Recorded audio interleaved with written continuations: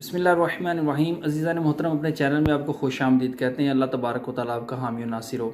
आज मैं ऐसी बीमारी का इलाज लेकर हाज़िर हुआ हूँ कि जिसमें अक्सर लोग मुब्तला हैं, और वो है ख़ारिश की बीमारी।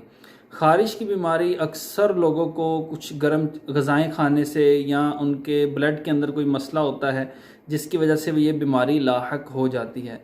तो ये आम रूटीन में अक्सर लोगों को ये बीमारी है और वो बड़े परेशान हैं।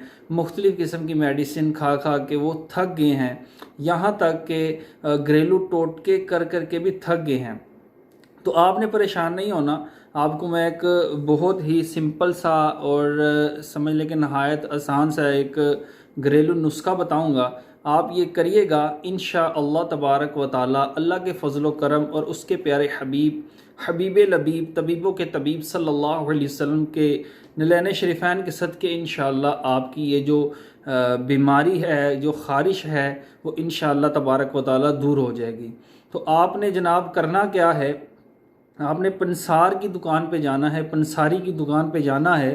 तो आपने उसे पनीर बूटी का आपने नाम लेना है।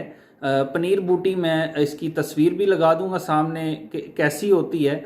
आपने उससे पनीर बूटी ले लेनी है और रात के टाइम उसके 12 अदद दाने पानी के अंदर डाल देने हैं और सारी रात उसको ऐसे ही पानी के अंदर रहने देना है। जब आप सुबह उठें तो सुबह उठने के बाद आपने उसको छान लेना है, जो पनीर बूटी वो अलग हो जाए और जो आपने पानी डाला था वो अलग हो जाए।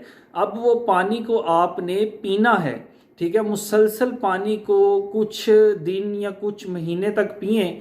इंशाअल्लाह तबारक व ताला ये जो ख़ारिश का मर्ज़ है आपका जड़ से ख़त्म हो जाएगा।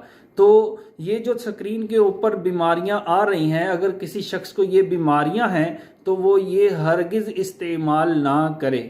तो अज़ीज़ान मोहतरम, अगर आपको मेरी वीडियो अच्छी लगी हो तो इसको लाजमी लाइक भी किया करें और शेयर भी किया करें कि किसी का भला हो जाए। अगर आपने अभी तक चैनल को सब्सक्राइब नहीं किया तो चैनल को लाजमी सब्सक्राइब कर लें कि आपको इस तरह के अच्छे अच्छे वज़ाइफ और घरेलू इलाज और तवीज़ात वगैरह मिलते रहें। अल्लाह तबारक व तआला आपका हामी व नासिर हो। दुआ में याद रखिएगा। अस्सलामु अलैकुम व रहमतुल्लाहि व बरकातुहू।